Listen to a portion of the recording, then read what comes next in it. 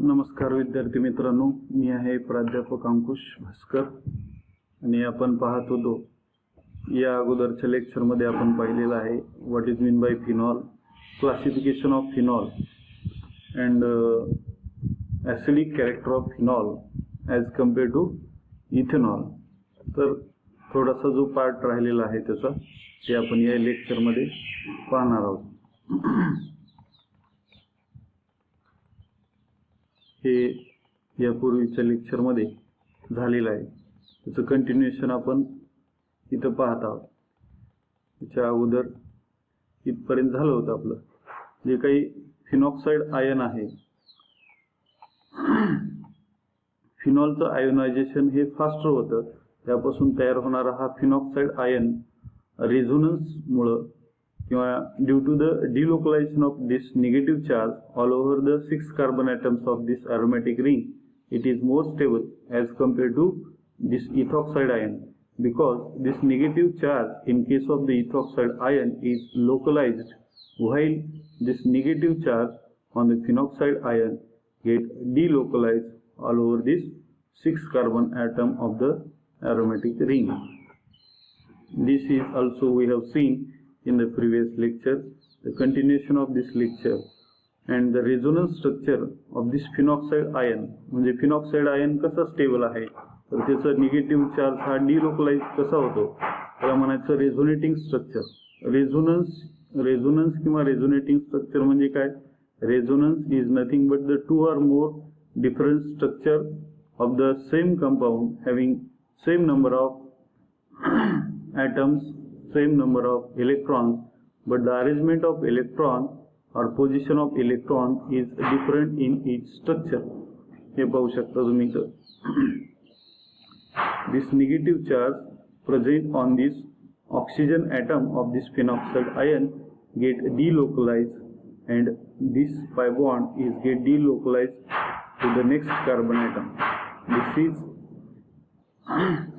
delocalization of pi electron or negative charge all over this carbon atom. It gives these 4 different resonating structures.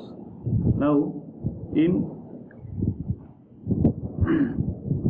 presence of different substituent in case of phenol, जो काही phenol आहे त्याची aromatic ring जी आहे benzene त्याच्यावरती जर आपण दुसरे वेगवेगळे ग्रुप सबस्टिट्यूएंट केले किंवा असतील, फॉर एक्झाम्पल NO2 CN हे काय आहेत? Electron withdrawing group.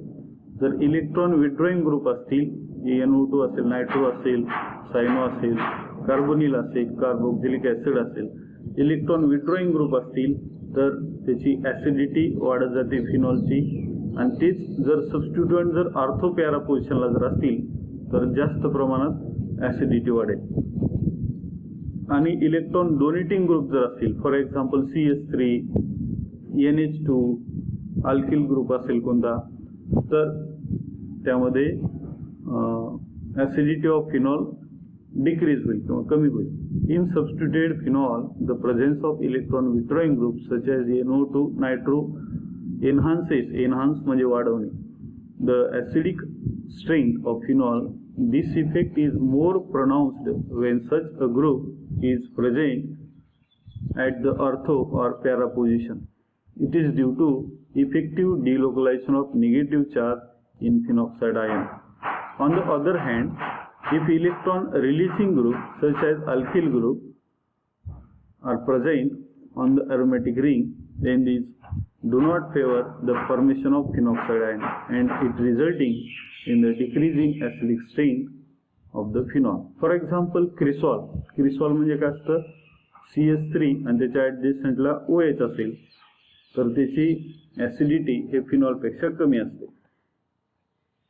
On introducing the electron withdrawing group like NO2 CN CF3X which increases the acidity of phenol, whereas electron donating group these one are decreases the acidity of phenol. तर इथं आपण थांबू. याच्यानंतरचं topic आपण next लेक्चरमध्ये घेणार आहोत. तर तुम्ही असे सर्व व्हिडिओ